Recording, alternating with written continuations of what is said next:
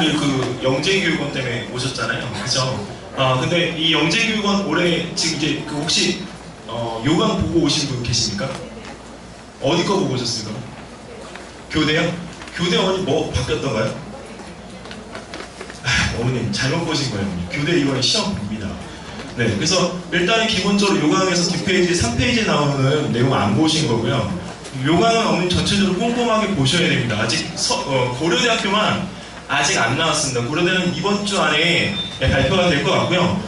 지금 서울대도 올해 시험 번호로 바뀌었습니다. 이제. 네, 그래서 지금 현재 이제 그 영재교육원 중에 대학부설은 기본적으로 시험을 다 본다. 네, 그러니까 시험을 안 보고서는 영재교육원에 들어가려고 한다면 앞으로 영재교육원은 못 들어갈 것 같아요. 그러니까 예전에 2006년도로 다시 회귀해서 영재교육원에 시험 전형으로 들어가는 부분들이 네, 이제 필수 요소가 됐습니다. 그리고 서울대도 시험을 갖다가 보는 대신에 자소서의 무게가 조금 가벼워졌어요. 실제 자소서 분량이 좀 줄었습니다. 그러니까 어머님들께서 이번에 보실 때 그 서울교대도 그렇고 고대도 그렇고 그다음에 연대, 그다음에 한양대, 그다음에 모든 이 대학 부설들이 다 시험을 보죠. 그리고 교육청도 이제 시험을 봅니다. 근데 교육청을 준비하시는 어머님들은 일단 저희가 오늘 설명회를 일찍 연 취지가 있습니다. 사실은 대학부설을 한 번 더 할 생각을 하고 오늘 설명회를 결정한 이유가 작년에도 교육청 준비하러 왔다가 전혀 2학기 때 처음부터 준비가 안 돼가지고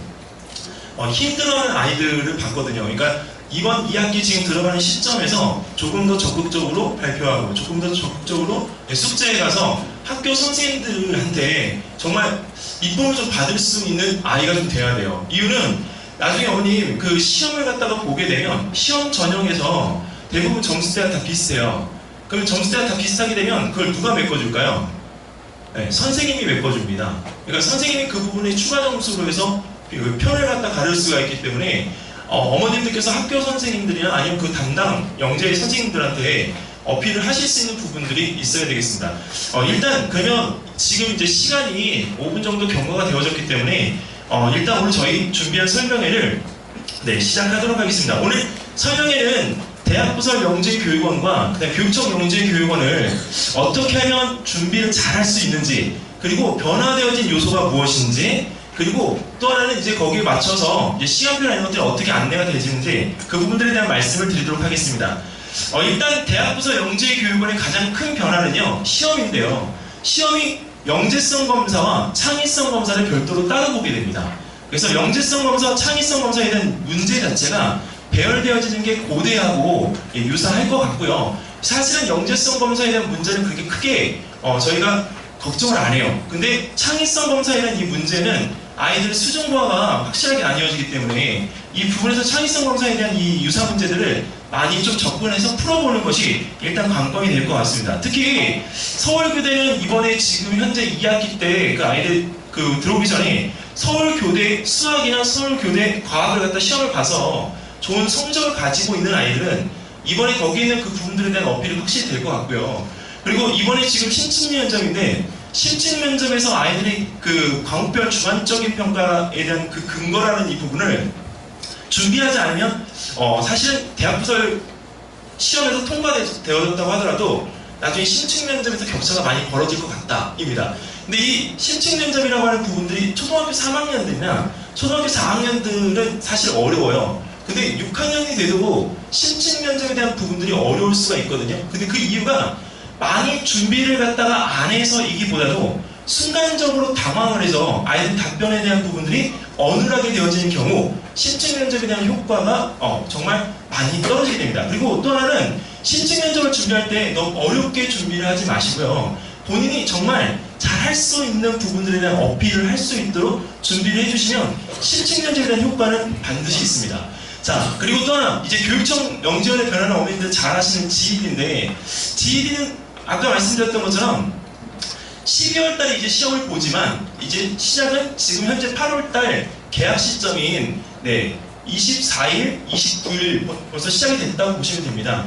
왜냐면 2학기 때부터 학생들의 영역평가에 대한 체크가 들어가기 때문에 아이들의 학교 생활에 대한 이 부분들을 어떻게 하느냐에 따라서 관찰 평가한 내용을 가지고 그 기반으로 GED에 대한 작성이 되어지기 때문에 어머니들께서 일단 학교 생활에 대한 이 부분들의 적극성을 좀 띌 것을 권하고요. 이번에 지금 과학탐구 보고서를 했던 친구들은 사실 여기서 조금 더 유리한 고지에 서요. 이유는 과학탐구 보고서를 가지고 근거로 학생들이 거기에 있는 그 부분에 어떤 어필을 했는지 평가를 할 수 있는 항목들이 있습니다. 그래서 관찰평가에 대한 부분에서 그 항목에 대한 부분들은 학생이 그 항목에 대한 부분을 어떻게 진행됐는지에 따라서 1점부터 5점까지 점수가 매겨지게끔 됩니다. 그러니까 이런 탐구 보고서를 했던 친구들이 조금 더 유리한 측면이 있죠. 자, 일단은 2018학년도에 영재교육원의 가장 큰 변화는 서울교대하고 서울대가 지필평가로 돌아섰다는 점. 네, 그리고 교육청은 초 2폐지 됐죠. 초 3이 신설돼서 운영이 되어집니다. 그러니까 지금은 3학년, 4학년, 5학년, 6학년, 중학교 1학년까지 아이들이 학년 구분 없이 모든 학년에서 영재원 준비가 가능합니다. 자, 근데 이 부분에서요, 어머님, 영재교육원을 갖다가 아직도 준비해야 되는 이유를 모르신다면 제가 알려드릴게요. 이제는 작년하고 조금 양상이 다르죠. 어머님들 자녀분들은 절대평가와 상대평가 두 가지를 동시에 다 해야 되는 아이들입니다. 어머님들 지금 학번 중에 9학번이 계시면 제 얘기가 무슨 얘기인지를 아실 거예요. 9학번 때 수능을 보고서 나중에 또 시험 또 봤죠. 근데 그 부분이 지금 현재 어머님들 자녀분한테 그대로 적용이 됩니다. 네, 그러면 아이들이 수능이라는 이 부분을 갖다 보고 나중에 상대평가로 자기 고유 지원 영역에 따라서 시험을 갖다가 봐야 되기 때문에 나중에 지금 발표가 되어 있는 양상으로 보면 과학 같은 경우는 공통과학까지만 하면 돼요. 근데 나중에 상대평가로 매겨지는 1, 2 시리즈는 본인이 별도로 따로 공부를 해야 되는데 공부를 안 해도 된다라고 아이들은 지금 현재 인식을 하기 시작합니다. 근데 내신을 해야 돼요. 그리고 내신 과목 중에서도 가장 열광하는 과목이 바로 지구과학입니다. 그러니까 어머님들께서 준비를 하실 때 물리하고 화학 쪽에만 집중해서 편식되어진 수업을 갖다가 받게 되면 아이들이 나중에 결국 고등 가서 힘들어지는 양상이 됩니다.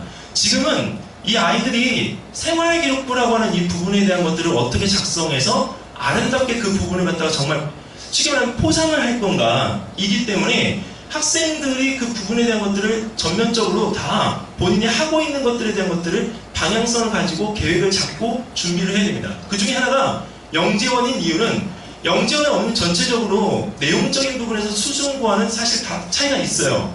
하지만 과정을 처음부터 끝까지 오는 아이들이 대부분 무슨 힘을 가지냐면 혼자 본인 스스로 할 수 있는 힘들을 가지게끔 되어집니다.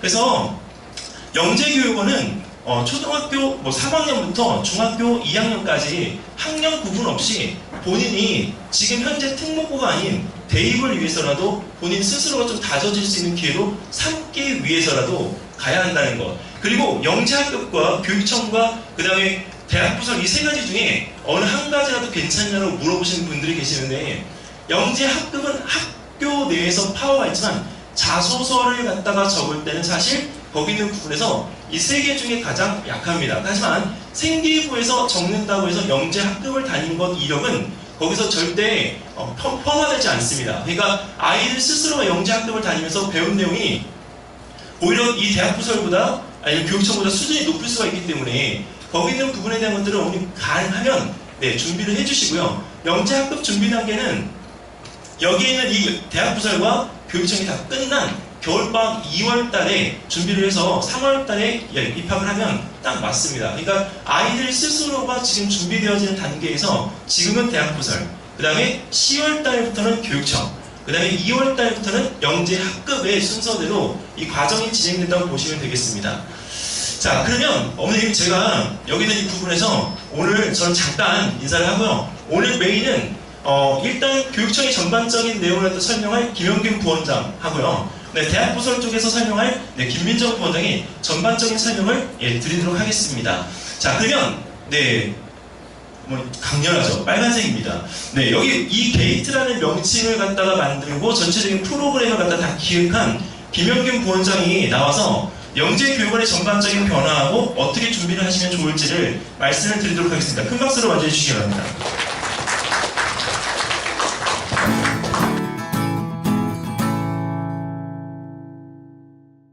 안녕하세요. 저는 작년도 그렇고 한 10년 가까이 대치동에서 영재교육원을 준비했다 그리고 MSG 영재교육 부원장을 담당하고 있는 그리고 수학과 김영균이라고 합니다. 부서는 저희가 크게 교육청이랑 대학부설이 있는데 제가 오늘 담당하는 부분은 교육청이고요.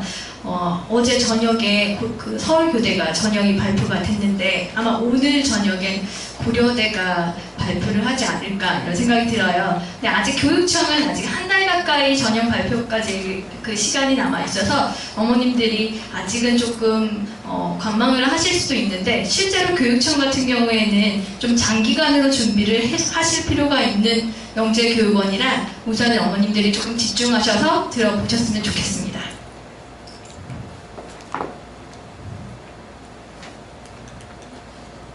자, 우선 보시면요, 어머님. 제가 처음에 항상 영재교육원 설명회를 하면 어머님들께 제일 먼저 질문드리는 게 있어요. 어머님들 자제는 영재라고 생각하시는지. 그래서 저 떳떳하게 영재다라고 생각하시는 분은 단 한 분도 손 안 드셔요. 다 그냥 웃으시면서 그냥 넘어가시는데 실제로 영재교육원에서 바라는 영재상이 뭔지를 조금 어머님들께 이해를 돕기 위해서 제가 이 그림 되게 자주 보여드려요. 우선은 이건 아이들에게 사과를 한번 그려봐라 라고 이렇게 제시를 했을 때 일반적인 아이들은 그냥 단순히 사과 하나를 그립니다. 근데 이제 영재성을 띈 친구들은 다른 친구들과 조금 다른 유창성이나 독창성, 창의성을 갖고 있죠. 그래서 예를 들어서 이런 그림을 그려라 라고 할 때 영재성을 갖고 있는 영재 친구들은 이런 그림을 그려요. 그러니까 하나의 여기 그냥 단순히 사과를 그리는 게 아니라 이렇게 선악과를 해서 아담과 이브와 같은 자기만의 생각을 다른 사람들과 다르게 표현을 하는 거죠. 또 하나를 또 수학적으로 접근을 해보자면 자, 어머님들 이 식을 보는 순간 제일 먼저 생각나시는 게 뭘까요? 이 답은 깊게 생각 안 하셔도 됩니다. 어머님들 제일 먼저 생각하시는 건 121일까요? 아이들은 제일 먼저 대답하는 게 121입니다. 그 이유는 왼쪽이랑 오른쪽 이렇게 보시면 예를 들어서 121, 네, 11 곱하기 11 이렇게 11을 곱해주는 거죠. 모든 수에 앞에 수에서 그 다음에 이제 또 다른 걸 생각을 해봐라. 그러면 이제 아이들이 두 번째로 대답하는 답안은 뭘까요? 11,100일 1111입니다. 왜냐하면 앞에 거를 두 번씩 썼다라고 생각하죠. 이게 아이들의 대답입니다. 이게 유창성이고요. 근데 만약에 이런 대답을 하는 친구, 근데 저는 수학 담당이다 보니 전 제일 먼저 이걸 대답을 했거든요. 1입니다. 왜일까요? 위에 1은 11이죠. 그러면 11은 1이 될 수 있죠. 이게 독창성입니다. 그러니까 이런 모든 거를 다 겸비한 친구들, 그러니까 수업을 하다 보면 그런 특색을 띠는 친구들이 있어요. 근데 그런 친구들이 결국에 합격을 하더라고요. 그래서 이런 것을 좀 일깨워주는, 이런 잠재성을 조금 일깨워주는 역할이 이제 저희 MSG 영재교육에서 하는 수업입니다. 우선 제가 그럼 교육청 본론을 빨리 이제 그러면 전형한 어머님들이 잘 아시니까 후다다닥 제가 말씀을 드리겠습니다. 우선은 이제 평가 기준을 보면요, 이제 그 영재교육원에서 보면은 이렇게 영재교육원 소개 이런 거 있을 때 다 공통으로 들어있는 멘트들이에요. 그러니까 아이들이 평균 이상의 지적 능력과 창의성, 과제 집착력이 있느냐, 이거를 실제 생활에서 적용을 시킬 수 있느냐, 문제 해결력을 갖고 있느냐, 이런 걸 평가를 하거든요. 그래서 보시면 크게 네 가지로 이제 나눠서 평가를 합니다. 창의성, 수리 영역, 언어 영역, 공감 지각 영역.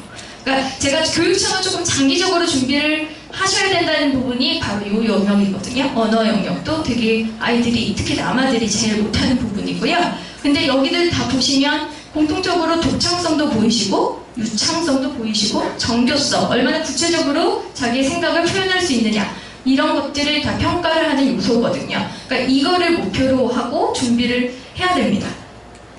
그럼 언제부터냐라고 보시면 우선은 11월 초부터 지원을 받거든요. 그래서 GED 어머님들이 인터넷 사이트 들어가셔서 아이들 이제 사진과 함께 이제 다 어머님들이 다 신청서를 지원을 해주시고 그 다음에 이제 관찰 대상자를 선정을 해주는데 이 2단계로 가기 위해선 어머님들이 꼭 학교에 저는 GED에 아이를 신청을 했다라고 알려주셔야 됩니다. 어떤 학교는 그냥 가정통신문을 나눠주시는 학교도 있는데 아니면은 어떤 학교 같은 경우 여기 여러 지역 어머님이 오셨을 것 같아서 어떤 학교는 아예 얘기를 안 해주시는 학교도 있어요. 그러니까 알아서 얘기를 말씀을 드리면 해주시긴 하는데 먼저 미리 안 알려주는 학교도 있더라고요. 그러니까 이건 체크를 한번 해보셔야 되고, 이 3단계가 지금 이제 저희 학원에서 준비하고 있는 지필고사 준비고 맨 마지막이 면접입니다.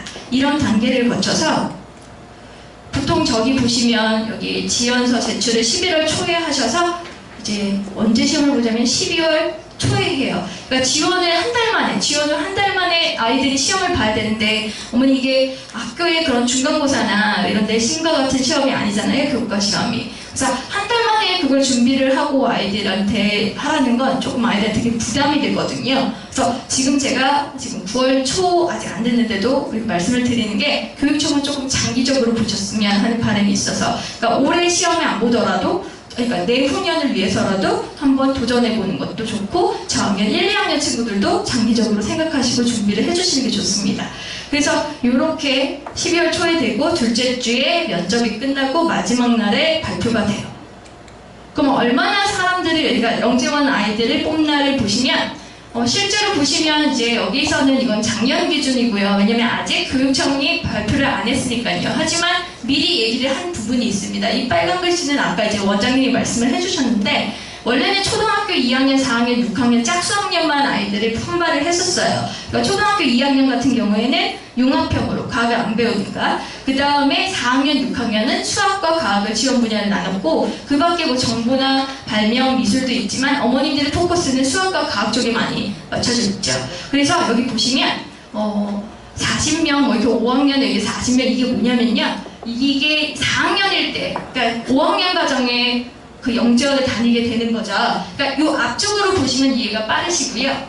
이게 2년 중에서 이제 승급 시험을 거쳐서 반을 떨궈냅니다. 교육청 자체에서 1년이 지나면. 근데 여기서 보시면 지금 여기 맨 끝에 보시면 저희가 2학년까지 봤는데, 2학년은 작년에 발표를 할 때 우리는 1년만 공부를 시키겠다 했어요. 다른 학년은 2년 과정으로 뭐 4학년, 6학년 이렇게 선발을 했지만 초등학교 2학년은 1년 과정으로 하겠다고 지난해에 그랬는데, 그 얘기는 즉슨 올해 다시 한번 초3으로 뽑겠다라는 거죠. 그래서 그 친구들이 무려 100명입니다. 그래서 어머님들, 초3 어머님들은 이제 홀수년도에는 어머님들이 영재원을 도전할 수 있는 게 고려대나 교대였는데, 솔직히 교대는 조금 학년별로 조금 차이가 나서 조금 3학년 친구들은 정말 특출나지 않으면 막 힘들었던 넘사벽이라 생각을 하시고, 고려대 같은 경우도 3, 4학년이 같이 기초를 지원을 할 수 있거든요. 기초시만. 그러니까 기초에 4학년 친구들이 다 몰려오니까 3학년이 약간 친 경향이 있었어요. 근데 이번에 교육청은 3학년의 선발을 100명이나 합니다.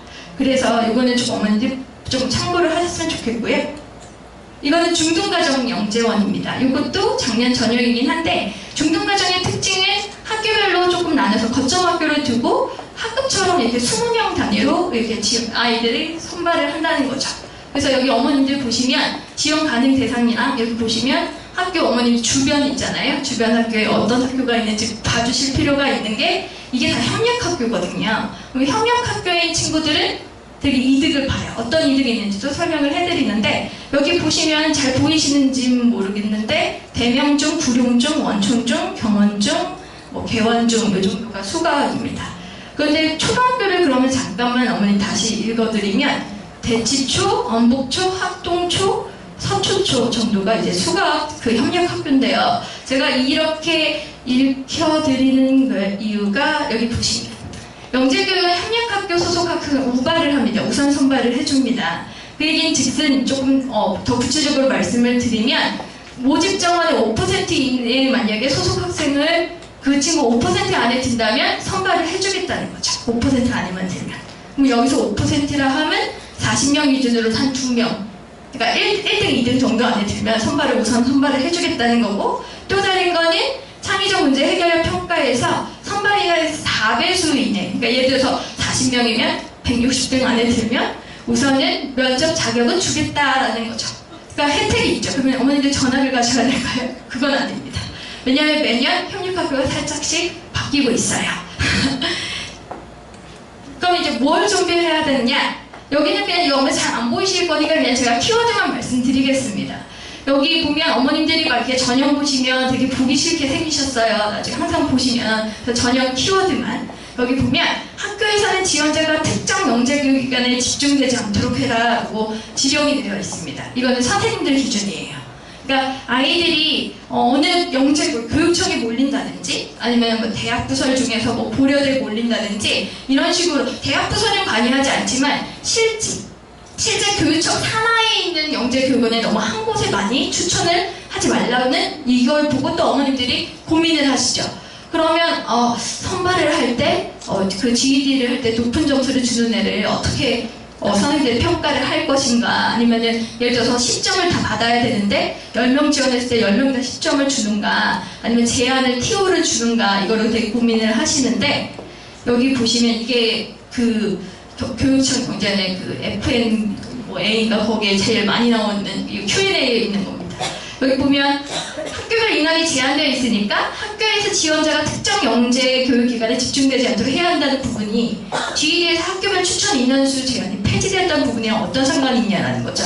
그러니까 결론만 말씀드리면, 예를 들어서 학교에서 지원을 할 수 있는 두 가지 유형이 있어요. 그러니까 학교에서 어떤 학교는 너무 말들이 많을 수 있으니까 아예 시험을 봅니다. 아이들 모아서 지원자들끼리. 그래서 거기서 높은 점수를 받는 아이에게 체크리스트에서 좋은 점수를 주고요. 일반적인 학교는 그냥 차라리 그냥 다 잘 보게, 그러니까 다 기회를 줍니다. 대신에 학교 선생님은 제가 맨날 어머님들께 말씀드리지만 되게 냉철하고 되게 객관적으로 평가를 하셔서 그렇게 모든 아이들에게 좋은 점수를 주는 선생님은 잘 없으십니다. 왜냐하면 그렇게 선발이 되면 학교 선생님에 대한 평가도 이루어지거든요. 그러니까 아무나 뽑아줬다가는, 아무나 좋은 점수를 줬다가는 본인 얼굴도 있는 겁니다. 그래서 되게 정확하고 냉철하게 해주십니다, 평가를. 그래서 예를 들어서 10명 지원했을 때 10명이 다 뛰어나면 뭐 다 10점 줄 수 있습니다. 그렇지만 선생님들이 그래도 다 관찰을 하고 있으시거든요. 그래서 어떻게 그걸 또 대비를 해야 되는지 뒤에서 말씀을 드리고, 여기서 보시면 이게 아까 말씀드린 담임반 지원자에 대해 영재행동 특성 체크리스트 작성을 10점이겠다. 이게 10점이거든요. 그럼 3단계는 100점입니다. 그리고 면접이 10점이고요. 그러니까 이 점수를 다 통합해서 아이들을 선발을 하는 거죠. 10점이지만 무시를 할 수 없는 부분이 선생님들이 평가를 하시는 거기 때문에. 그리고 여기서 보시면 이거는 전학사항이나 전학 가실 분들은 이거 그냥 참고하시라고 잠깐 말씀드리는 건데요. 그러니까 마감일 전에, 그러니까 마감일까지 전학을 했으면 후로, 그러니까 이 전학한 학교로 가야 되고요. 만약에 아직 그 마감일 후에 전학을 하면 그 전출교에서 우선은 신청을 하고 가야 되는 거예요. 이거는 전형 보시면 더 구체적으로 나와 있고요. 그 다음에 이제 여기 보시면 단일 추천제를 채택하고 있습니다. GED는요. 무슨 얘기냐면 담임 선생님이 예를 들어서 이 친구를, A라는 친구를 추천을 해줬어요. 그러면 담임 과학주민 선생님이 A를 추천해 주실 순 없어요. 대신에 담임 선생님이 이 친구도 추천하고 이 친구도 추천하고 이 친구도 추천할 수는 있어요. 그러니까 아이가 추천받는 건 분명히 한 선생님한테만 받을 수 있습니다. 그리고 여기에 이제 보시면 어떤 내용을 체크를 해주시느냐. 높은 수준의 어휘를 사용하여 깊이 있는 사고를 할 줄 안다. 그러면 매우 아니다, 보통이다, 그렇다, 매우 그렇다 그러면 만약에 정말 애가 정말 아니에요. 그러면 학교 선생님들 진짜 매우 아니다라고 체크하십니다. 그래서 아이들 어머님들이 열심히 잘 조종해 주셔야 돼요. 특히 저학년 친구들은 학교 태도가 굉장히, 학교의 본 모습, 평상시 모습이 굉장히 중요하거든요. 그래서 어떻게 해야 되는지 뒤에 또 말씀을 드릴게요. 이런 것들, 뭐 새로운 정보에 대한 이해가 빠르다, 뭐 관심 분야에 대해 호기심을 가지고 적극적으로 사고하고 탐구한다, 이런 내용들이 쫙 체크를 하게끔, 선생님들이 체크를 하게끔 되어 있습니다. 이거는 근데 학교 선생님들이 제출한 사항은 어머님이나 어학생들은 볼 수가 없습니다. 그래서 어떻게 몇 점을 받았고 이거는 알 방도가 없습니다. 그래서 마음껏 선생님들이 평가할 수 있죠. 모르시니까 어머님들은. 그리고 요거 중복 지원은 뭐냐면 어머님들 이제 뭐 3학년이면 4학년이면 어느 학교를 어느 영재원을 지원을 해야 되나 고민을 하시는데, 실제로 저는 다 지원 한번 해보시라고 합니다. 물론 한우물을 파서 이렇게 하는 것도 좋지만 기회가 있을 때 맨땅에 헤딩하는 것보다 경험을 미리미리 시켜주는 게 좋거든요. 그래서 여기 보시면 교육청이랑 대학 부서를 크게 나누면 이 대학 부설끼리의 중복 지원은 얼마든지 가능합니다. 나중에 이제 다 정말 좋게도 다 선발이 됐을 때 한 곳을 선정하고 나머지는 포기하면 되거든요. 그리고 교육청과 대학 부설 간에도 자유롭습니다. 예를 들어서 지금 A그룹이 교육청 이쪽 교육부 지원 그 영재교육이냐면 여기는 대학 부설이거든요. 이게 A군, B군이라고 하면 얘네들은 다 왔다 갔다 다 중복이 가능하고 그 다음에 B그룹 내에서도 중복이 가능한데 A그룹 내에서는 안 됩니다. 그러니까 같은 교육부 산하에 있는 영재교육원을 중복 지원할 수는 없습니다. 그래서 이런 것들 그냥 참고하시라고 이게 보여드리는 거고요. 그러면 이제 여기 보시면 시간은 뭐 90분씩 이게 이제 드디어 3단계 지금 저희가 지필고사를 준비하는 요거고요. 이게 면접평가 10점, 이게 100점. 굉장히 높죠. 실제로 40명을 뽑을 때 이제 1.5배수로 한 60명을 뽑습니다. 근데 20등, 그러니까 40등, 41등, 42등 있잖아요. 이미 솔직히 말씀드리면 3단계에서 어느 정도 합격은 좌우가 되어 있습니다. 왜냐면 아이들이 이제 그 TO라는 게 있잖아요. 그러니까 면접을 보는 이유는 아이들은 지면으로만 평가를 했기 때문에 이 아이가 같이 영재원에 그 입학을 했을 때 다른 친구들과 어울리거나 이런 태도면이나 이런 것들 산만한지 아니면 이런 친구들이 약간 오타쿠적인 면이 있잖아요. 영재원 친구들이 독특한지를 조금 선별을 조금 하려고 면접을 보거든요. 그러니까 여간 그 태도가 나쁘지 않는 한 솔직히 면접에서 그렇게 크게 영향을 안 주지만 그래도 동점자가 있을 경우에는 얘기가 좀 달라지는 거죠. 그러니까 동점자가 막 같은 점수인 친구가 열 몇 명이고 막 이러면 이제 올릴 때 이제 예를 들어서 한 1등부터 40등 안에 든 애 중에 한 3명이 태도가 별로예요. 그럼 3명을 떨어뜨리면 41등부터 이렇게 쫙 있는데 그 41등 애들이 점수가 동점수가 되게 많을 수도 있죠. 그래서 면접 점수도 무시할 수 없는 상황입니다. 결국엔 저는 늘 말씀드리는 거지만 다 잘해야 됩니다. 면접도 잘해야 되고 시험도 잘 봐야 되고 평소 태도도 다 잘해야 됩니다. 그러면 여기 보시면 이게 지금 여기 아까 전에 면접평가 이거는 그냥 전체적인 모습이고요. 이 면접은 나중에 솔직히 추후에 이거라서 그냥 어머님이 그냥 들으셨으면 좋겠어요. 면접이 아이들이 이제 모의 면접하면 제가 맨날 아이들 운다고 말씀드리죠. 그러니까 예를 들어서 누구야? 너 오늘 장래희망이 뭐니? 라고 해도 웁니다. 그러니까 경험이 없는 친구들은요 당혹스러워서 막 그냥 닭똥 같은 눈물을 흘리면 한마디도 못하고 나가는 친구들이 있습니다. 그게 되게 안타까운 경우가 3단계를 잘 이제 합격을 해서 이제 4단계 마지막 관문에서 떨어지는 거죠. 그러니까 이런 것들도 어머님들이 평상시에 어머님들 앞에서 얘기를 잘한다고 해서 정말 아기가 너무 스트레스럽고 너무 말을 잘하는 친구인데 실제로 면접 현장에서는 한마디도 못하는 의외성을 가진 반전들이 되게 많거든요. 그래서 어머님들께 이 친구가 울었어요. 모의 면접 후에 말씀드리면 어머님들 깜짝 놀라시는 어머님들 되게 많습니다. 얘가요? 이러면서. 그러니까 이것도 연습을 시켜줘야 되는데 이것도 추후에 저희가 진행을 합니다. 대학 부설도 마찬가지고요. 그래서 이런 것들은 제가 나중에 좀 교육청이 전형이 좀 발표가 되면 더 구체적으로 면접은 마지막 관문이니까 말씀을 드릴게요. 그럼 이제 어떻게 해야 되느냐? 제가 아까 전에 말씀드렸듯이 이제 평소 태도가 되게 중요하거든요. 그래서 보시면 학업성취 및 창의성, 문제 해결력, 지능, 리더십, 행동 특성에 큰 비중이 있다라고 말씀을 드리고 올바른 수업 태도 이게 굉장히 중요하죠. 그래서 수업 집중도, 발표를 잘했나, 본인 의사 표현을 제대로 하나, 그래서 능동적으로 시켜서 하는 게 아니라 본인이 스스로 손들어서 대답을 하거나 질문을 한다든지 그 다음에 과제 수행 시 정형화된 방법을 탈피해라. 그러니까 일반적으로 인터넷 조사해서 이렇게 제출하는 게 아니라 정말 이 친구가 열과 성의를 다해서 준비를 했다는 걸 평상시에도 보여주셔야 되는 거죠. 그리고 경시대회도 적극 참가시키시라고 저는 당부를 드립니다.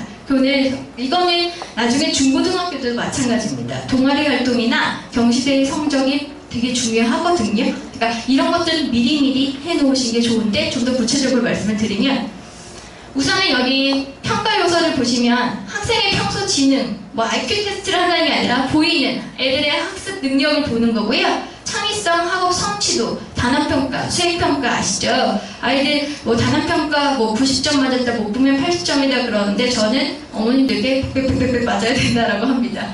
왜냐면 두각을 떠야죠. 얘가 일관적으로 어느 과정에 어느 단원에 치우침 없이 잘 해내고 있다는 걸 보여줘야 되고, 수업 태도도 되게 중요합니다. 어머님들 아이들 공개 수업 한번 가보신 적 있으신가요? 그러면 한마디도 안 하고 있을 때도 있고, 어떤 친구는 쟤 왜 저렇게 나서지? 막 이렇게 할 경우도 있으시잖아요. 그러니까 이런 것도 수업 태도에 되게 적극적인데 그 적극적인 게 장난으로서 적극적인지 아니면 학습적으로 적극적인지도 어머님들이 조금 보셔야 될 부분이 있습니다.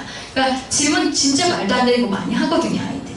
그러니까 그런 것들. 그리고 과제집착력이라는 건 예를 들어서 그냥 문제를 풀다가 막히는 게 있으면 무조건 별표.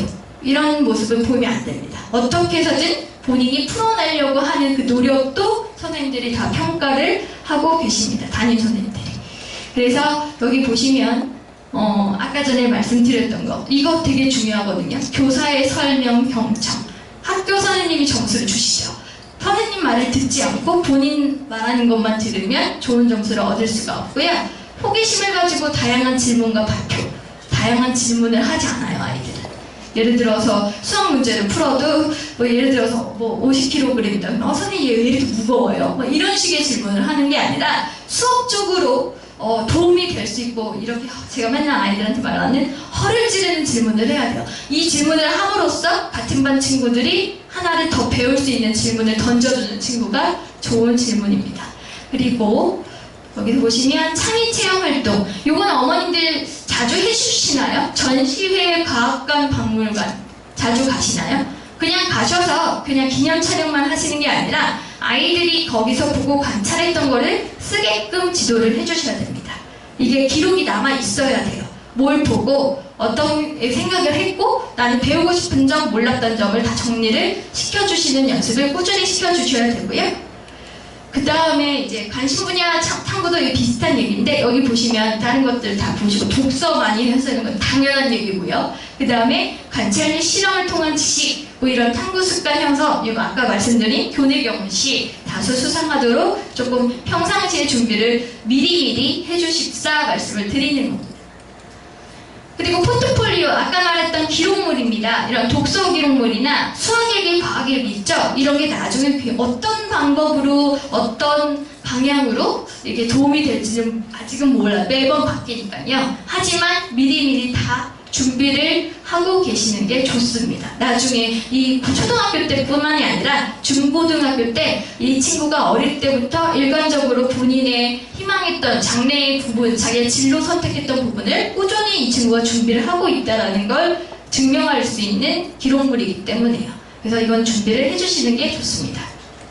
그럼 이제 어머님들이 제일 관심 있어 하는 게 이게 작년 문제죠. 솔직히 작년 문제 다 이제 복기를 하고 어느 부분은 이제 저희가 연습을 시키는 부분이 있는데 궁금해 하실 것 같아서 한번 몇 문제를 더 추가를 한번 했습니다. 이게 어머님들이 제일 많이 보셨죠? 이게 보시면 이건 작년 문제가 아니라 한번 보시라고 드리는 건데, 이게 선대칭 문제예요. 항상 한글과 자음에 관련된 선대칭 문제가 나왔었거든요. 2년 연속. 근데 작년에 안 나왔습니다.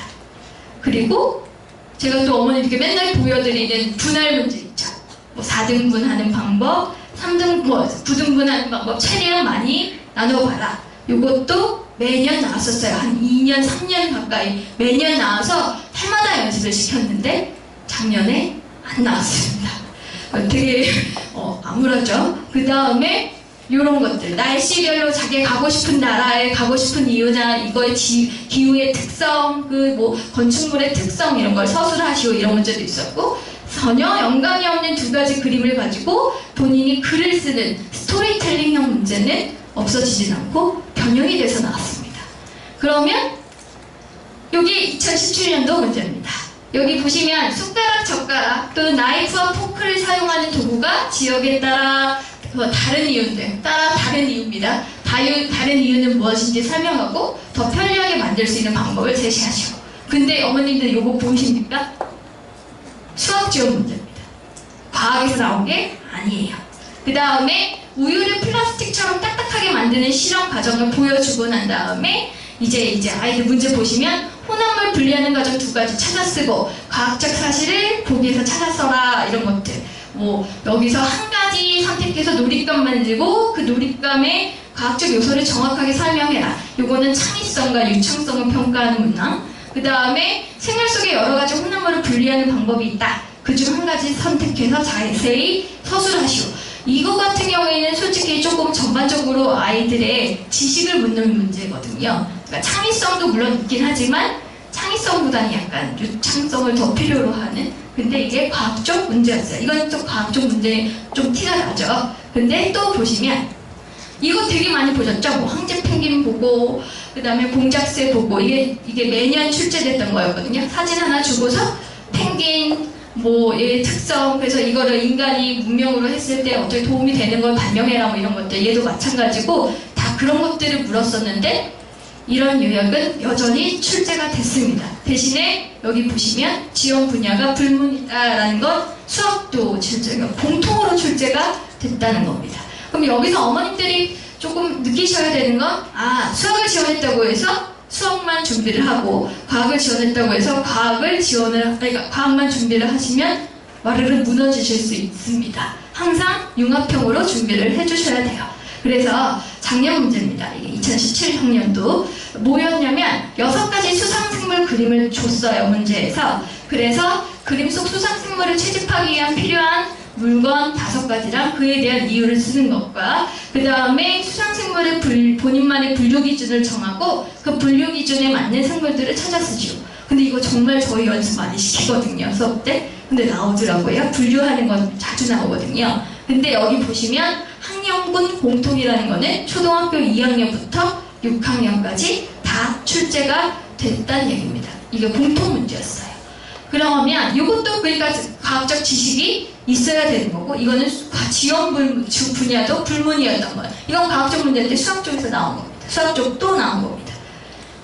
그 다음에 이제 이거 많이 보셨을 거예요. 화성, 제가 맨날 어머님들께 시차나 달력 문제는 반드시 한 문제 출제된다고 맨날 영전도 얘기했는데 나왔더라고요. 그래서 화성과 지구의 날짜를 계산하는 문제 하나 나왔었고요. 또 어머님들께 제가 암호 문제 무조건 출제된다고 말씀을 드리거든요. 규칙상. 그래서 이런 식으로 문제가 나왔는데 정말 웃겼던 건 아이들이 헨젤과 그레텔 저한테 선생님 언어 문제가 국어 문제가 나왔어요 라고 그런 거예요.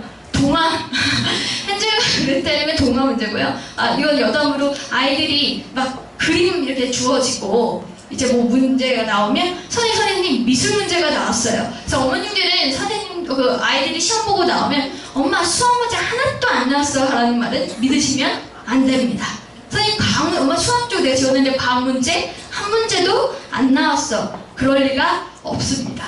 다 이게 융합형, 특히 교육청은 스팀 교육을 지향을 하는 그 교육이기 때문에 문제를 어떻게 해서든 통합해서 문제를 내거든요, 주제를. 그래서 그런 것들. 그 다음에 이제 제가 어머님들께 이제 당당히 얘기했던 매일 출제되는 교육청 영재 교육의 정리, 이거 많이 보셨을 거예요. 규칙 찾는 거, 이건 여전합니다. 수열, 암호, 도형, 다음 그림에 뭐가 나올지 이런 것들 반드시 출제가 됐고요.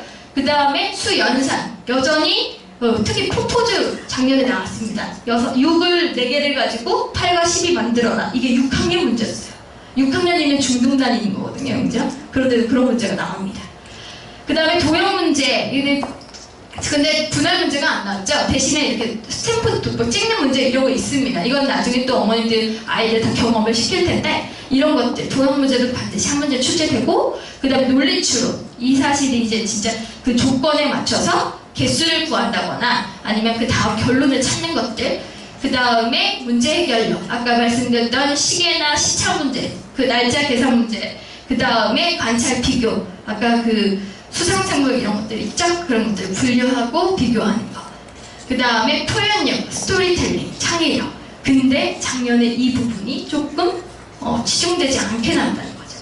그러면 이게 매일 출제되는 거였다면 한번 어머님들이 보실 게 이제 제가 키워드만 정리했습니다. 작년에 나왔던 거. 물론 문제가 더 많은데 몇 가지만 가져왔습니다. 여기 보시면 모빌 문제, 암호 문제, 그 스탬프 찍는 문제, 그 다음에 생물 분류하는 게 공통 분분으로 나왔던 거고요. 그러니까 수학 다 공통으로 요 아래에 나왔던 것들이 다 지원 분야별로 수학은 수학, 과학은 과학별로. 그러니까 요 아래, 요 맨 아래줄이 과학이고 나머지가 수학 문제였어요. 그럼 이런 것들을 준비를 해 주셔야 되는데 제가 최근 3년 그러니까 그거를 조금 분석을 한번 보여드릴게요. 이게 재작년 2016학년도 제가 이제 준비를 하면서 분석했던 겁니다. 그래서 똑같이 6문항에서 10문항이고 여기서 보시면 언어 창의, 규칙성, 실험설계 막 이런 것들이 문항이 출제가 됐는데 다 쫙 보시면 과학은 실험설계 문항 출제, 수리 영역의 문항의 비중은 낮았다라고 했어요. 2016년도에요. 그리고 언어 영역 창의 문제 비율이 전년도에 비해 높아졌다고 했어요. 이거를 꼭 기억해 주십시오. 과학의 수리 문항의 비중은 낮았다. 거의 안 나왔다. 언어는 전년도에 비해서 높아졌다. 스토리텔링이요. 그 다음에 규칙성 이거 계속 나오고 있고 실생활에 적용되는 과학 문항 및 실계 선행 문항, 설계 문항 이거는 후년에도 그러니까 작년에도 나왔었어요. 그러니까 한번 보셔요. 그럼 다음 이게 작년 문제를 분석을 해보면 똑같이 90분으로 진행이 되고 4-5문항이지만 실제로 2-3문항씩 소문항이 붙어 있어서 12문제에서 15문제 사이였고 여기 보시면 언어창의 규칙성 그 생활 속에 융합형 문항 출제가 굉장히 많이 비중이 높아졌고 그 다음에 여기 보시면 과학의 수리 영역 문항이 출제됐죠. 그러니까 1년 만에 바뀝니다. 유형이요. 그리고 창의 유형 문항 비중이 전년에 비해서 낮아졌어요. 그러면 어머님들이 여기서 결론은 지으셔야 되겠죠?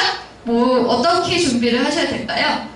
뭐가 어떻게 나올지 모르는 거예요. 그러면 결론은 제가 늘 말씀드렸듯이 다 잘해야 되고 다 준비를 해 주셔야 됩니다. 어떤 방법으로? 제가 좀 놀랬던 게 저 옛날에 막 보고서 그러니까 옛날에 한 2000년대 한 2009년 이 정도 8년도에 영재원 교육거든요. 그냥 이렇게 동영상 하나 보여주고 자기네들이 식 쓰는 한 문제로 나왔었어요. 그래서 저 정말 열심히 준비를 시켜줬어요. 근데 그 다음 해에 객관식으로 이런 단답형으로 바뀌어서 나왔어요. 그러니까 그때 느꼈던 교훈은 이렇게 준비를 해주는 게 아니라 다 준비를 시켜줘야겠다는 생각이 드는 거죠. 특히 교육청은요.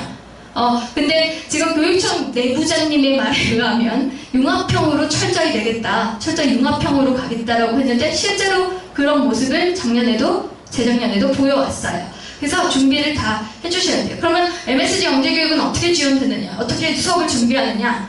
이렇게 쭉 필기하고 아이들한테 써라. 이렇게 하지는 않습니다. 그리고 선생님이 일반적으로 이렇게 도끼 들고 이게 대륙의 교육 방식이죠. 도끼 들고 수업한다고 하더라고요.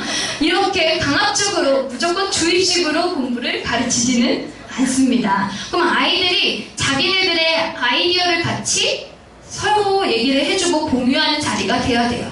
그래서 제 결론을 말씀드리면 기출문제의 접근은 금물이다라는 거죠. 그러니까 기출문제만 드립다 계속 푼다고 해서 아이들이 좋은 성과를 낼 수는 없습니다. 다양하게 접근을 해주셔야 되고요.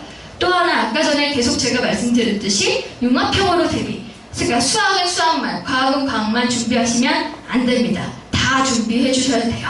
그리고 마지막으로 어머님들이 한 달 준비하셔놓고 영전에 합격하시길 바라시는 어머님들이 계시는데 실제로 어머니의 합격 여부를 떠나서 아이들은 이걸 준비하는 과정에서 굉장히 많은 성장을 합니다. 그러니까 다른 분야의 시야를 돌리고 더 공부하려고 하거든요. 그러니까 과정 속의 성장을 봐주셨으면 합니다. 결과는 그 이후의 문제고요. 그래서 우선은 교육청은 어머니 나중에 또 GED가 발표를 하고 이렇게 했을 때 GED 어떻게 신청하는지 구체적으로 설명은 또 있을 거예요. 전형이 발표가 되면 교육청은. 그래서 그때 다시 한번 뵙도록 하고요. 이제 이후는 이제 따끈따끈한 이제 연세대나 서울대나 그 다음에 교대 이제 전형 선생님 김민정 부원장님이 설명을 해주실 겁니다.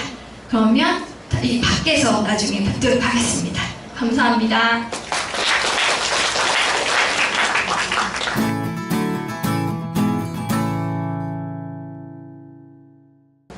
안녕하세요. MSG에서 과학관을 맡고 있고 부원장을 맡고 있는 김민정입니다.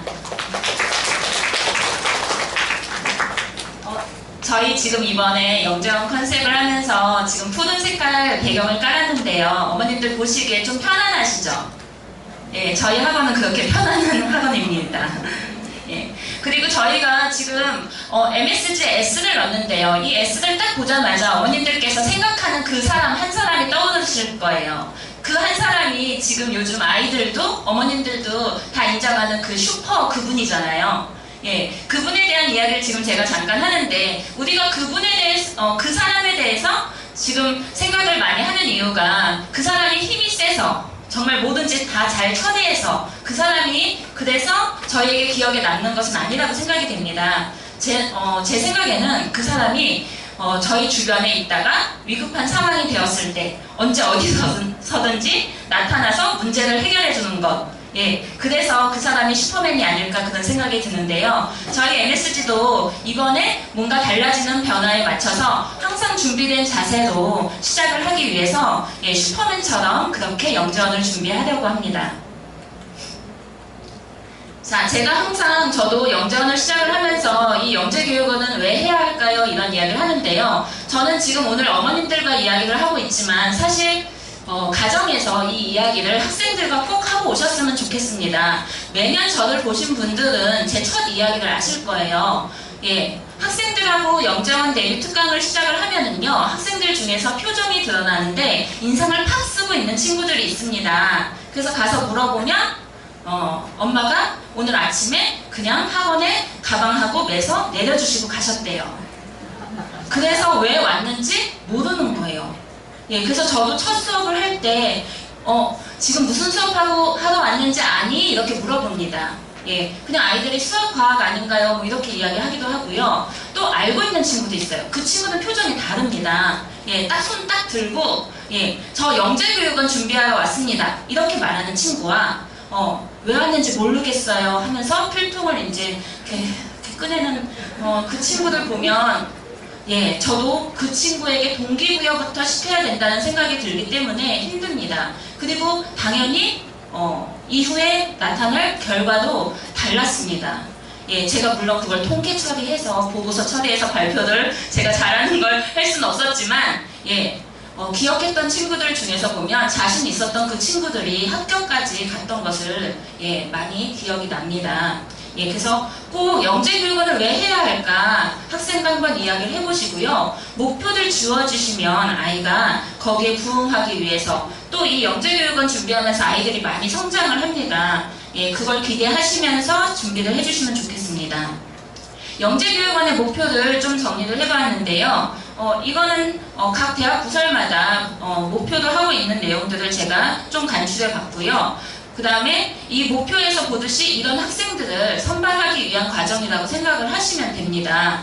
지금 보면은 지도적인 역할을 하고 국가에 봉사할 수 있는 우수한 과학 영재들 육성 배출한다고 합니다. 그렇기 때문에 영재원에서는 인성평가를 같이 꼭 겸하게 되고요. 창의적이고 논리적인 사고를 하는 미래지향적인 과학 영재들 교육을 하기 때문에 창의성 평가를 할 수밖에 없습니다. 영재성 평가를 하게 되면은 논리적인 사고를 당연히 평가할 수밖에 없고요.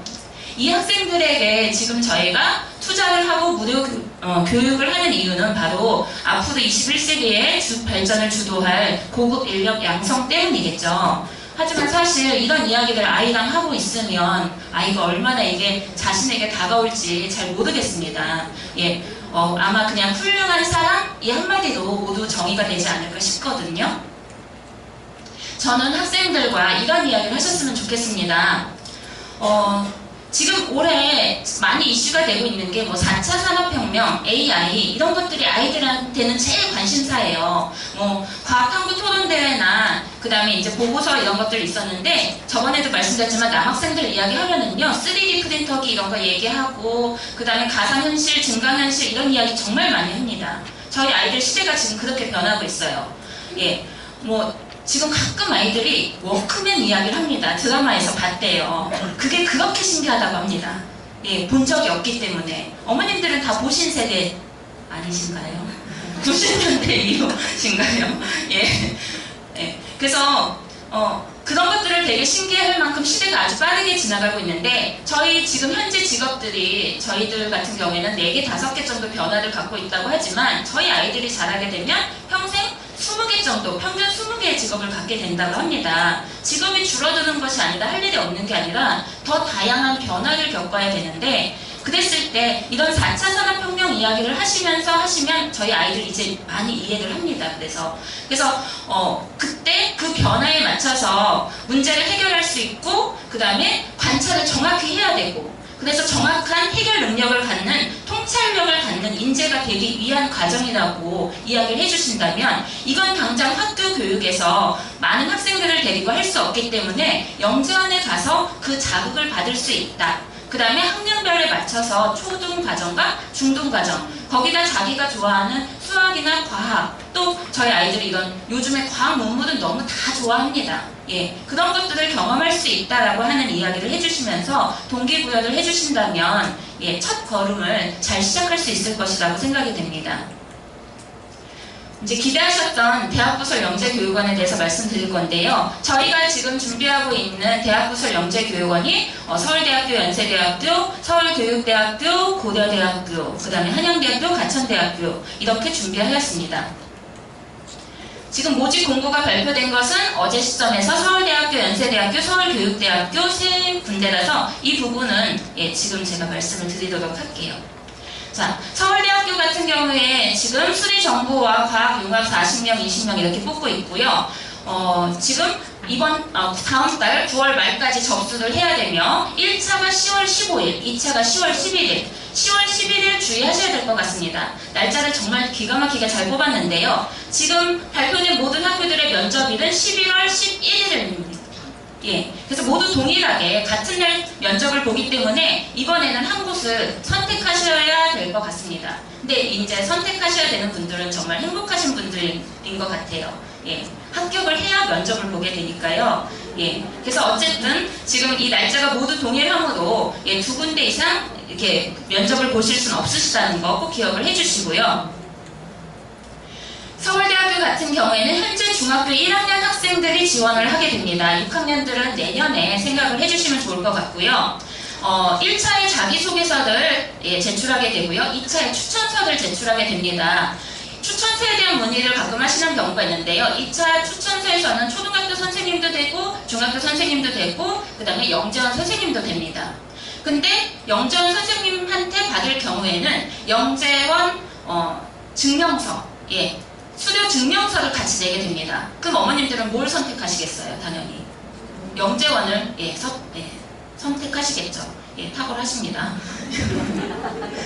뭔가 하나 더 보여줘야 되니까 그렇게 하실 수밖에 없을 것 같고요. 그렇다면 영재원에서도 활동을 항상 성실하게 하고 선생님한테 인식을 좀 심어드려야지만 하겠죠. 근데 사실 이 내용을 가장 잘 써주시는 분은 학교 담임 선생님이나 그런 분들이 잘 써주실 거예요.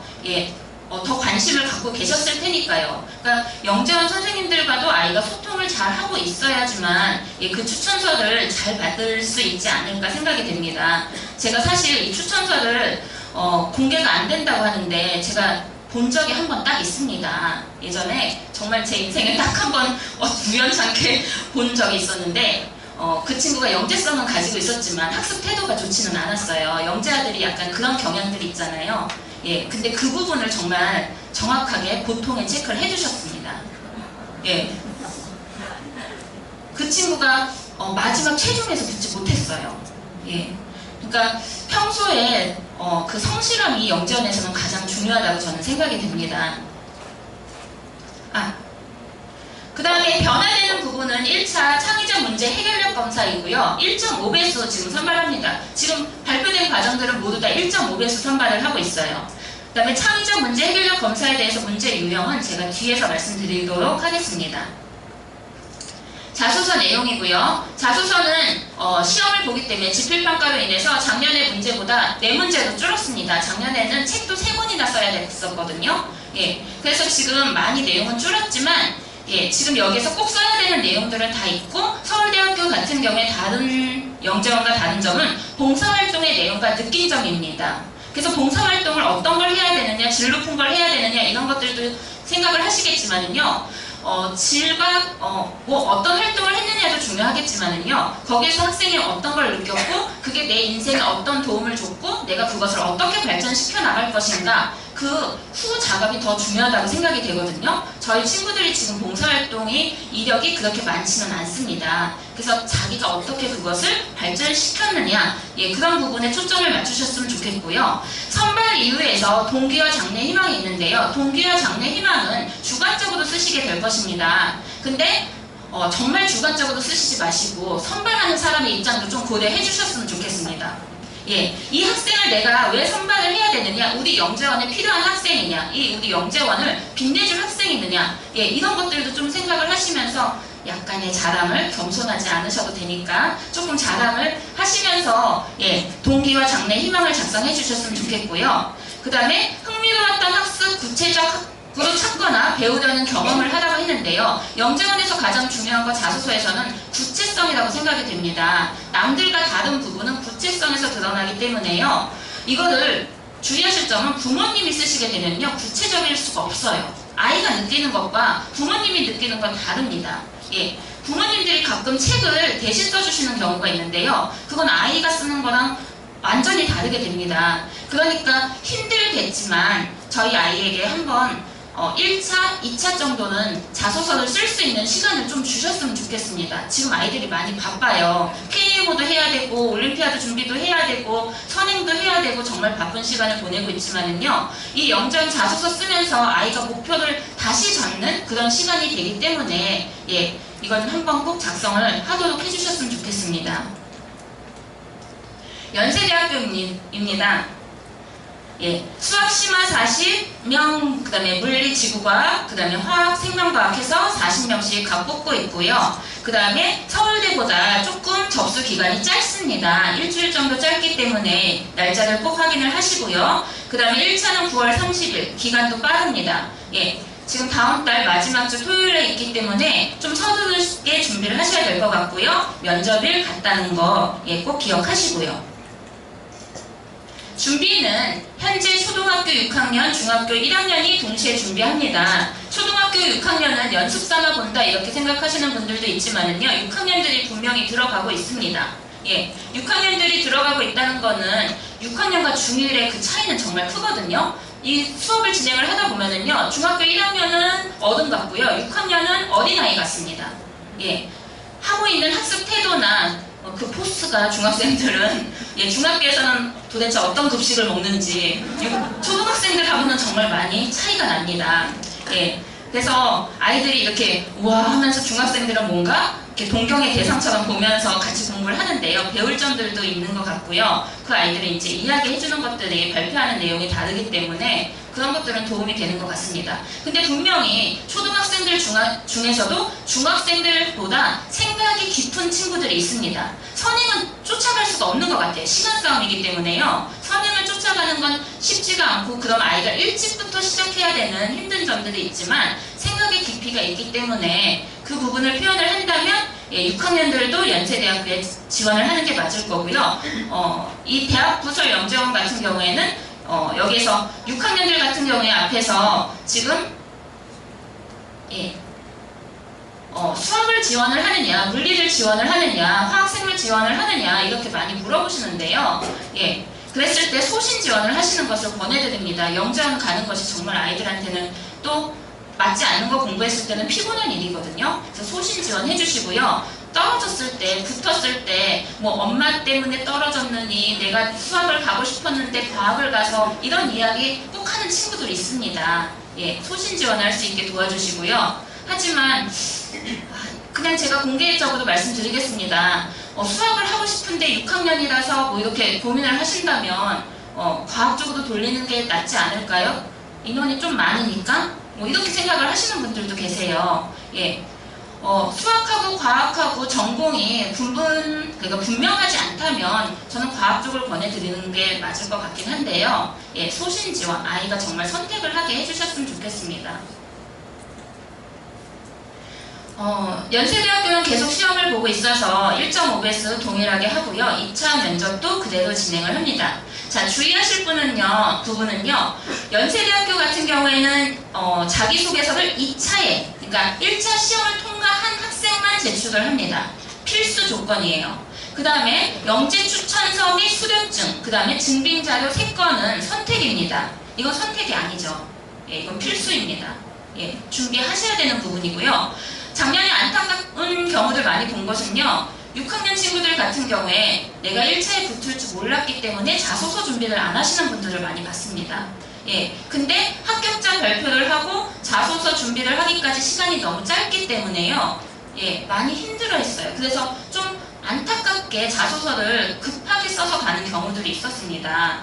막 정말 하루아침에 쓰는 경우요. 예, 그런 경우들이 좀 있었거든요. 그래서 좀 미리 자소서를 쓰시는데 연세대에 맞춰서 쓰시는 것이 아니라 공통 문항에 맞춰서 연습을 그래도 예, 문장을 작성을 해주신다면 비슷하거든요. 대학 구설들이. 예, 그래서 발표가 나면 그때 이제 맞춰 쓰시면 되는데요. 왜 연세대학교가 문제냐면요. 자소서가 지금 이게 2017년도에 발표된 내용입니다. 다른 곳은 동시에 발표가 되는데요. 연세대는 1차 합격자 발표 직전에 자소서 문항이 발표가 됩니다. 하지만 유형은 거의 비슷하거든요. 보시면은 수학과학적 능력과 활동에 대한 이야기, 앞으로 전망, 진로, 예, 이런 것들에 대한 이야기를 공통적으로 하고 있고 자신의 강점과 약점에 대한 이야기들은 어디서나 들어가게 되는데 강점은 사용할 때가 많지만 이제 약점은 문제 문항에 따라서 빼시면 되는 거니까요. 예, 이렇게 준비를 좀 해두시면 좋을 것 같습니다.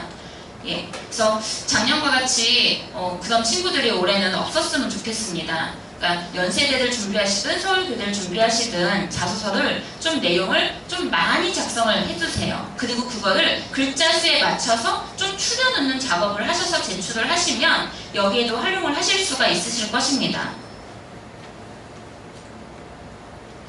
서울교육대학교 일정이 어제 발표가 됐습니다. 보신 분들도 계실 거고 관심 있으신 분들은 벌써 보셨을 텐데요.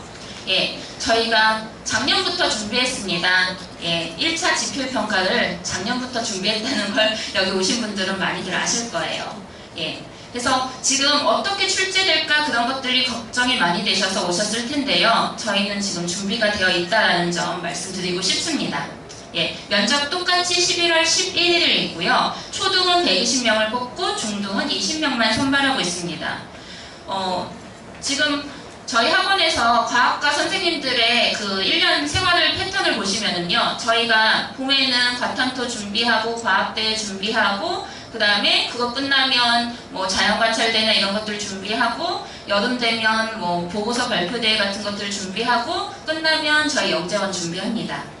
예. 그러면 12월 끝나고 그럼 1월, 2월에 겨울에 개미처럼 부지런히 그 다음 날 준비를 이제 합니다.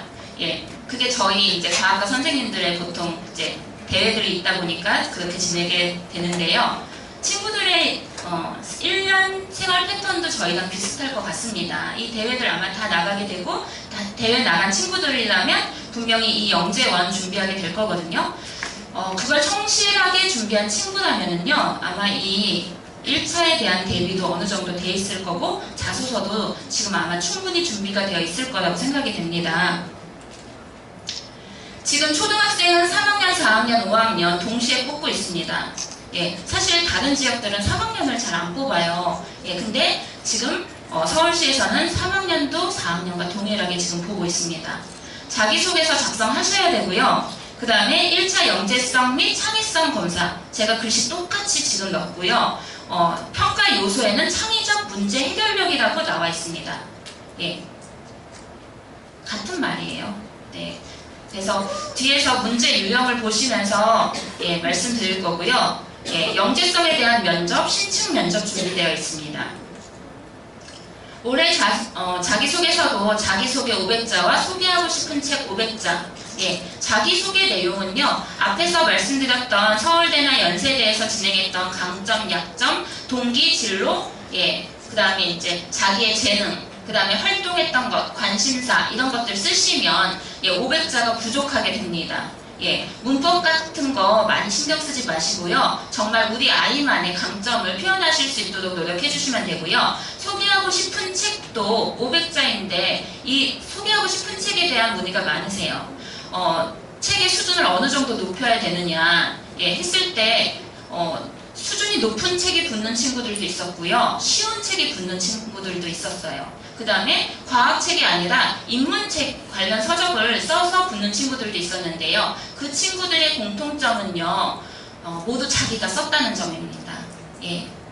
물론 이제 어머님들이 조금 더 내용을 다듬어 주시는 작업들을 하긴 하지만은요. 베이스는 저희가 손댈 수 없는, 어머님들도 손댈 수 없는 그 아이만의 시선이 있습니다. 예, 그래서 다른 건 몰라도 소개하고 싶은 책 이것은 꼭 아이가 쓰게 해주셨으면 좋겠습니다. 읽은 사람과 이렇게 목차를 본 사람은 확실히 질이 다릅니다.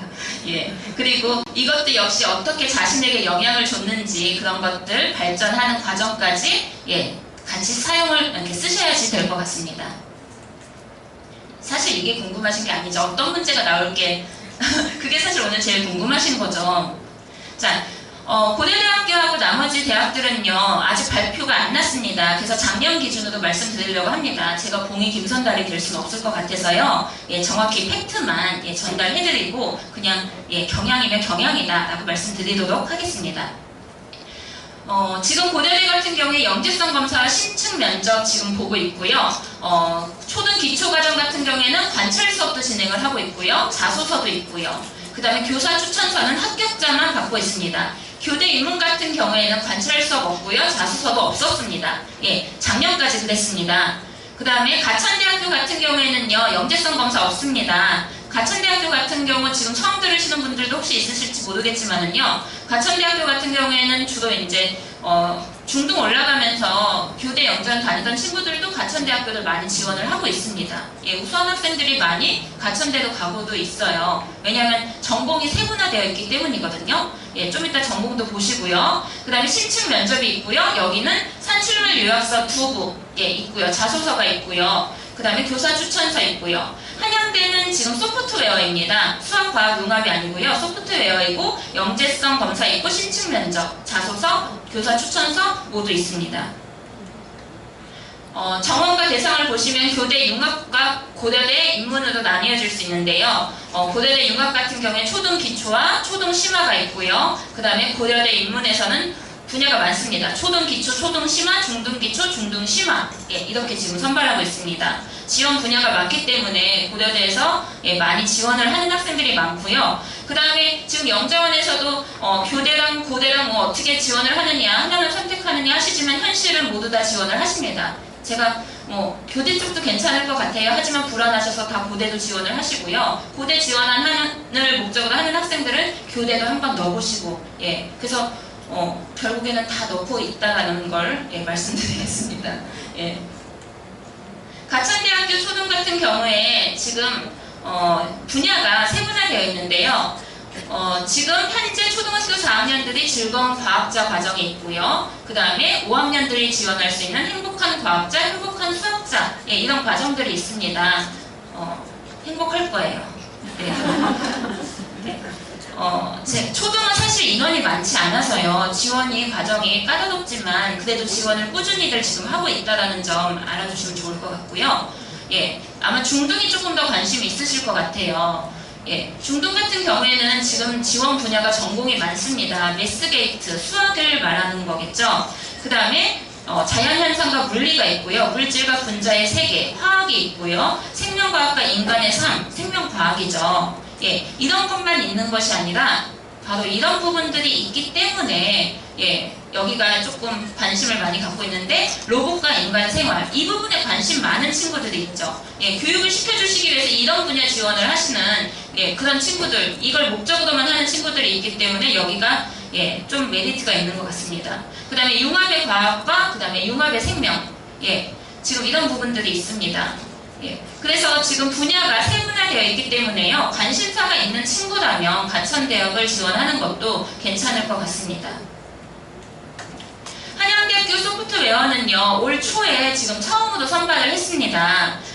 근데 고려대 인문도 처음에 선발을 했을 때는 지금 초에 선발을 하고 그 다음에 선발은 10월로 하거든요. 그래서 지금 아직 발표가 안 났지만 지금 곧 이 부분도 여기도 10월 선발로 발표가 나지 않을까, 내년을 준비해야 되기 때문에 미리 선발하지 않을까 지금 관심을 갖고 있습니다. 정부 영재원에 대해서 그런 것들에 대한 관심이 있으신다면 이 대학 부서를 지원을 하시는 것도 방법일 것 같고요. 그 다음에 선발 과정은 정부에 대한 문제를 선발하진 않았습니다. 올 초에 한 부분은 영재성 검사였거든요. 그래서 교육청과 아까 비슷한 유형의 영재성 검사를 가지고서 평가를 받습니다.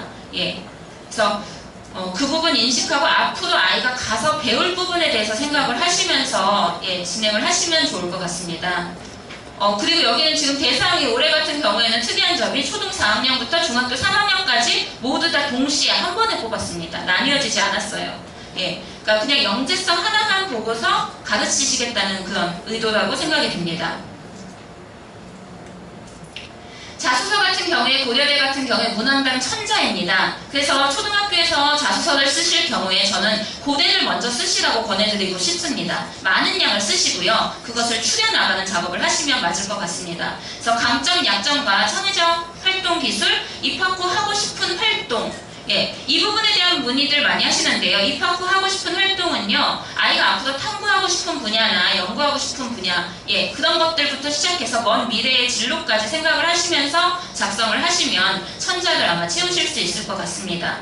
그 다음에 가천대 같은 경우에는 문항당 400자랑 산출물 요약서 2건이 있는데요.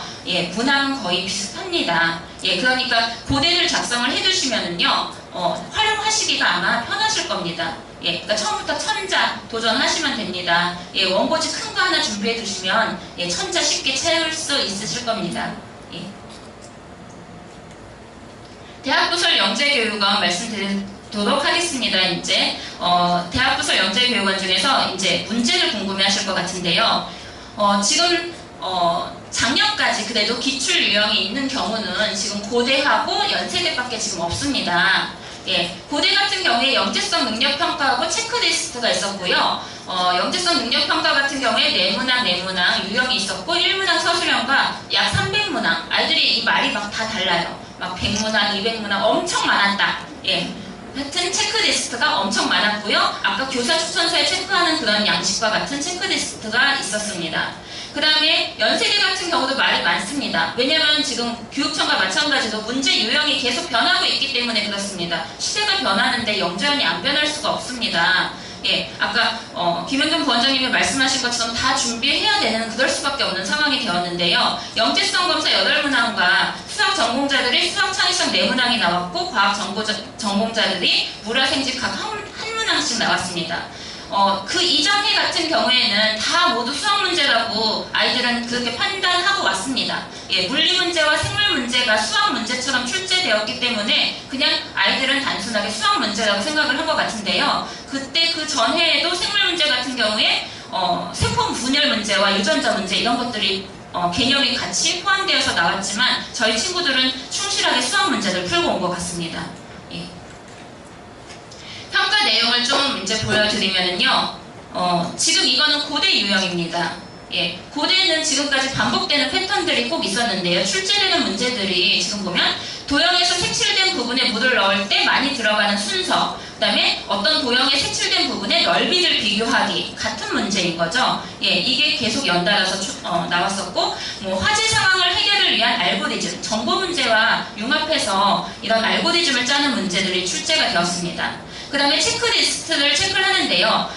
나는 주변의 과학적 현상에 대해 항상 궁금하다. 혹시 어머님들은 어디에 체크하시고 싶으세요? 과학적 현상에 대해서 항상 궁금하다. 아이들도 똑같은 반응입니다. 그래서 저희 아이들이 아주 겸손합니다. 그래서 보통에다 체크를 합니다. 그래서 제가 이 체크리스트를 가지고서 이 친구가 지금 적성이 맞는지 안 맞는지 체크를 하게 되면은요, 적성들이 다 안 맞습니다. 그래서 지금 올해도요, 분명히 이 체크리스트를 저희가 한 번은 시켜볼 텐데요, 체크리스트를 체크하고 집에 가져가게 되면은요, 대화를 하시면서 저희 친구들한테 칭찬을 좀 많이 해주셨으면 좋겠습니다. 저희 친구들이요, 물어봤더니요, 과학을 좋아하긴 하는데 잘하진 않고요. 그래서 보통입니다. 근데 제가 봤을 때 잘합니다.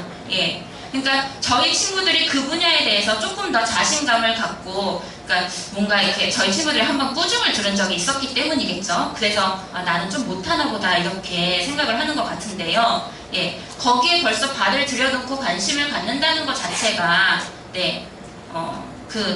조금 보통 이상은 되는 것 같고요. 그 다음에 저기서 아이들이 이때 국어를 왜 열심히 하는지 모르겠습니다. 항상이라는 말에 항상 저도 할 수 없어요. 저도 항상이라는 말에 너무 그러는데 항상이라고 하는 건 자주 그냥 뭐 일주일에 한두 번 정도도 저는 항상이라고 생각됩니다. 어떻게 여기에만 집중을 할 수 있겠어요. 근데 지나가면서도 생각이 떠오르고 그럴 수 있는 것이기 때문에 그런 부분에 대해서 자신감을 조금 더 키워주셨으면 좋겠습니다. 근데 아이들은요, 무조건 매우 그렇다고 해서 정말 그렇게 체크하지 않아요. 그러니까 꼭 이야기를 함께 해주셨으면 좋겠습니다.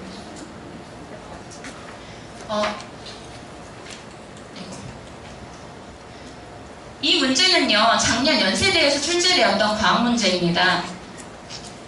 제가 수학 문제는 말씀을 안 드리는 이유가요, 수학 문제는 영재성 검사 문제도 출제되고요, 그거는 앞에서 교육청에서 출제되었던 문제와 거의 비슷합니다. 그런 유형의 문제를 연습을 한다 생각을 하시면 되고요. 저는 그래서 오늘 과학 문제들만 주로 이제 나열을 했는데요. 작년에 지구과학 문제하고 물리 문제가 출제되었고요. 지금 문제들을 보시면은 이거는 초등학교 과정에서도 충분히 풀 수 있는 문제들입니다. 하지만 답을 맞출 수는 없을 수도 있습니다. 지금 초등학교 과학에서는요, 암기형으로 많이 푸는 경우가 있기 때문에요. 첫 번째 지구과학 문제 같은 경우에 풀 수가 없고요. 중학생들도 풀 수 없는 경우들도 있습니다. 지금 이 문제를 풀기 위해서는요, 좀 더 내용을 깊이 있게 정확히 볼 수 있는 능력이 필요하고요. 이 문제를 답안에도 작성을 했을 때는 A4 용지로 했을 때 저는 한 반 페이지 정도는 작성을 할 수 있을 것 같습니다. 짧게 줄였을 때. 그 다음에 지금 첫 번째 문제 같은 경우에는 그림을 그리면서 한번 판단을 하고 설명을 해야지만 문제를 정확히 풀 수 있는 그런 유형이거든요. 그래서 제가 저번에도 말씀드렸지만 작년에 연세대학교 데뷔를 할 때는요, 제가 전공 문제, 심화 문제를 한 게 아니라요, 생물과 지구과학에 집중해서 했습니다. 지구과학 문제 이 한 문제 풀기 위해서요, 제가 1시간을 투자한 적도 있어요.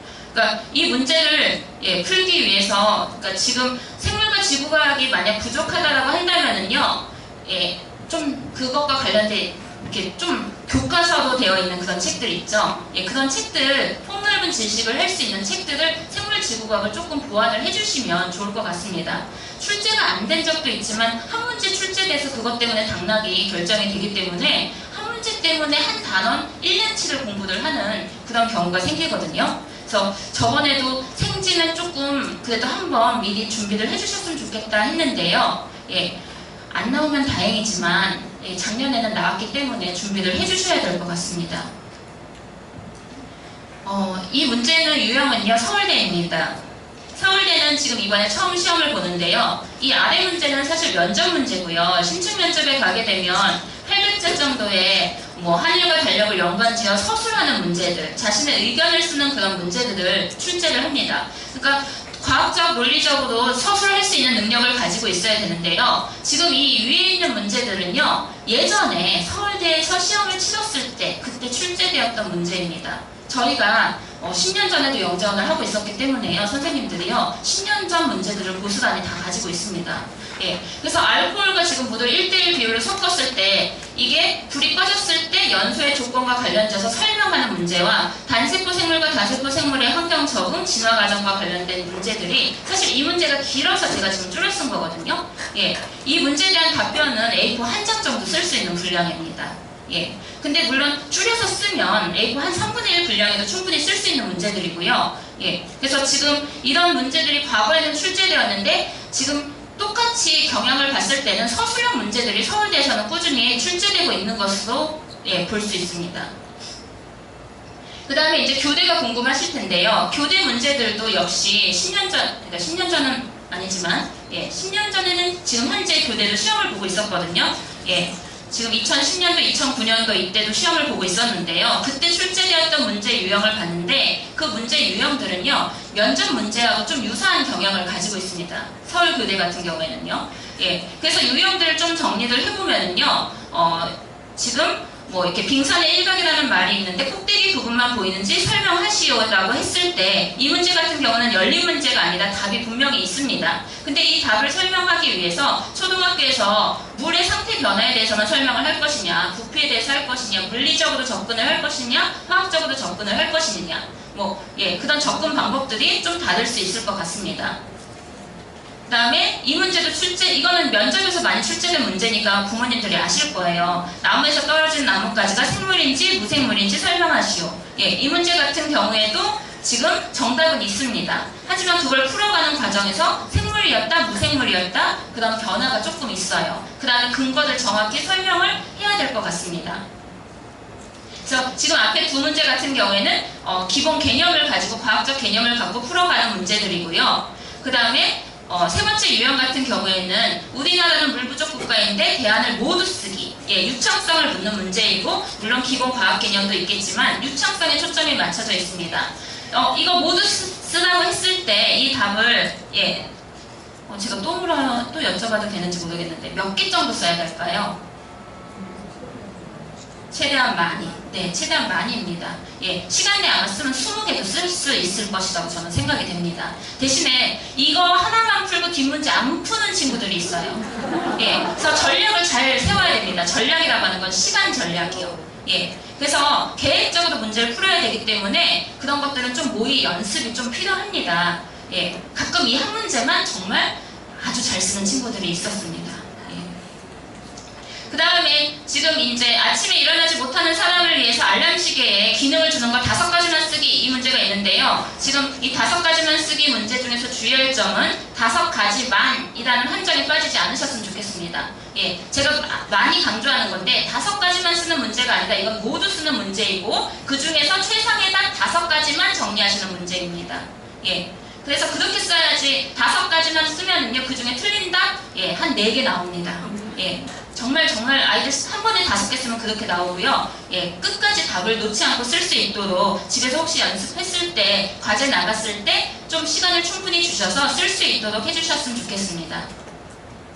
그 다음에 이 유형 5번째가 요즘에 같이 이렇게 나오게 되는 그런 정보 문제와 연관돼서 나오게 되는데요. 수학, 과학 문제만 하는 것이 아니라 이런 상식들도 알고 있어야 되고 토론대회 준비했던 친구들이라면 이 부분에 대한 정보들 지금 아마 가지고 있었을 것입니다. 그 다음에 이제 조금 어린 친구들 같은 경우에는 한번 쉬운 책으로 읽혀주시면 좋을 것 같습니다. 정보들 준비하든 그 다음에 이런 융합을 준비하든 이 내용에 대해서는 지금 알고 있어야 되고 뭐 과학동화나 이런 것들 잡지 같은 거 보게 되면은 저희 친구들이 사실 저희보다 전문가처럼 알고 있습니다.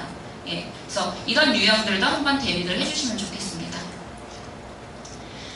이제 어떻게 준비하느냐 많이들 물어보시고 우리 아이도 할 수 있을까 이렇게 말씀을 하시는데요. 제가 이 부분은 앞에서 교육청과 겹치는 부분들이 있어서 평소에 조금 많이 대비를 해주셨으면 좋겠고요. 제가 아까 말씀드렸던 저희 선생님들의 삶과 똑같은 생활을 그러니까 학교를 충실히 참여하고 적극적으로 생활을 한다면 이게 이미 준비되어 있을 거라고 생각이 되고요.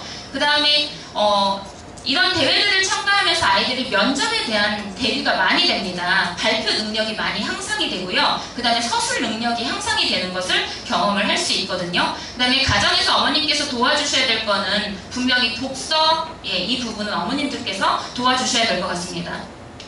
MSG에서는요, 결과로 증명되는 강사, 부끄럽지만 증명될 강사입니다.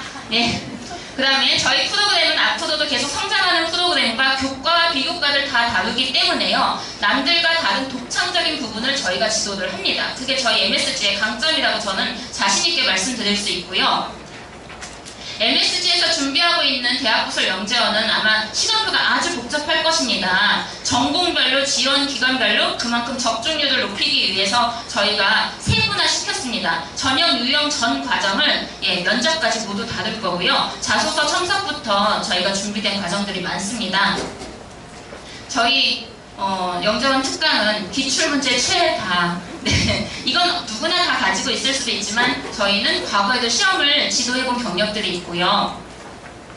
제가 부탁드리고 싶은 거는요, 아까 말씀드렸듯이 자기소개서 준비를 좀 준비해 주셨으면 좋겠습니다. 학생과 꼭 같이 써보시고요. 예, 그 다음에 어떻게 발전시킬지 모르겠을 때 그때 저희를 좀 찾아서 도움을 요청을 해주시면 도와드릴 수 있을 것 같습니다. 제일 중요한 거는 학생과 한번 직접 작성을 하시고요. 어머님과 한번 작성하고 아버님과 한번 작성하셔서 시선을 다양한 시선으로 작성을 할 수 있게 도와주시면 좋겠어서 제가 오늘은 아버님을 넣었습니다. 예. 저희 MSG에서 작년의 실적입니다. 2018년도에 이 숫자가 얼마나 불어날지 저희는 물음표가 아니라 느낌표로 말씀드릴 수 있을 것 같고요. MSG에서 뿌린 씨앗 올해 이번에 꼭 충분히 거두실 수 있을 것이라고 생각됩니다. 저희 수업 특강 안내는요 원장님께서 지금 도와주실 것입니다. 과학과 김민정이었습니다. 감사합니다.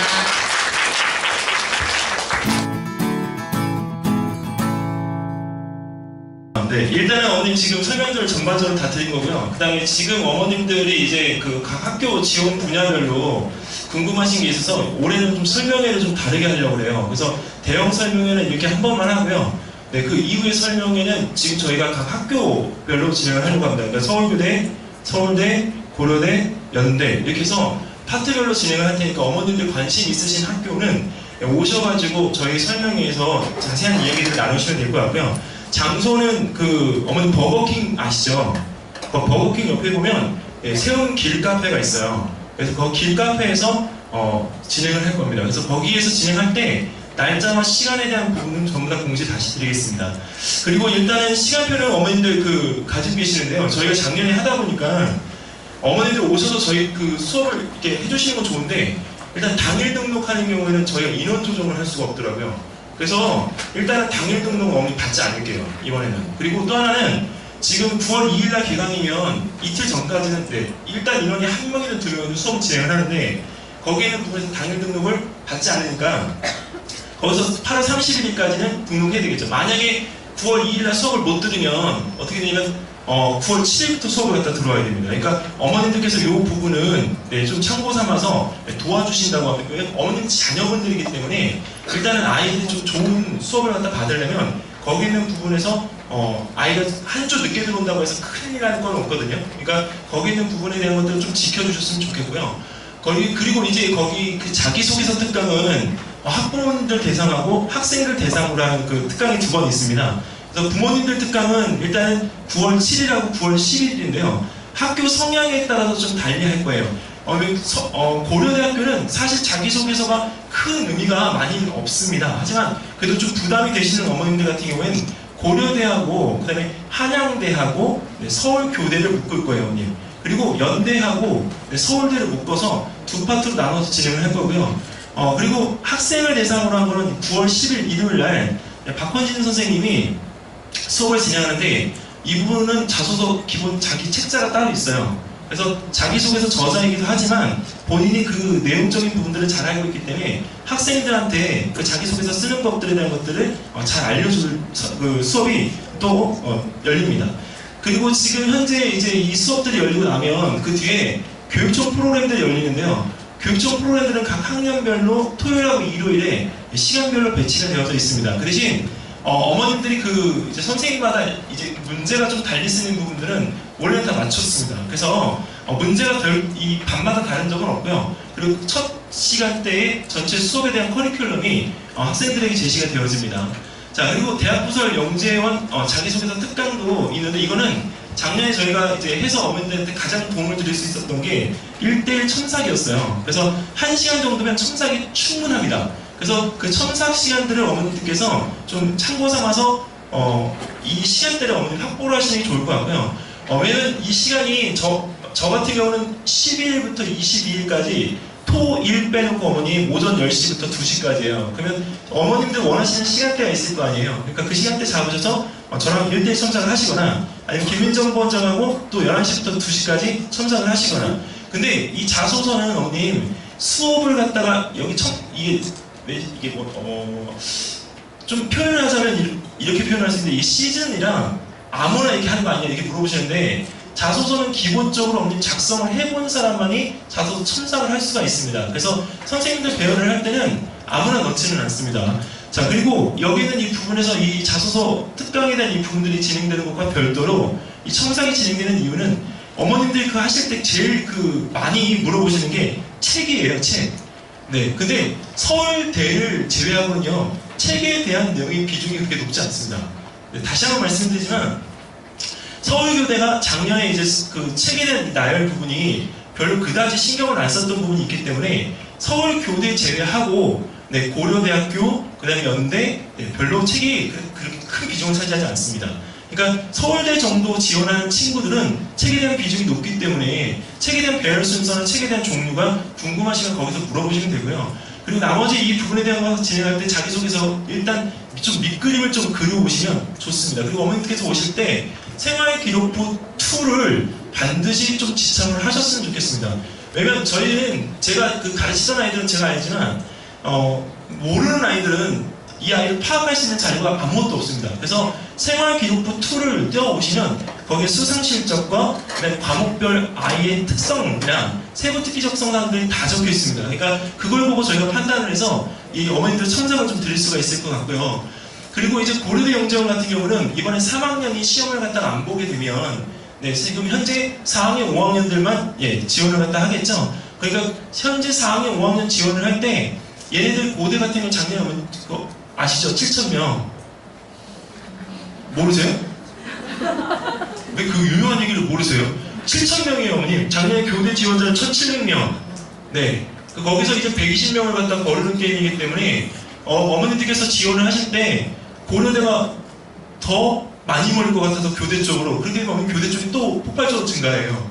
네.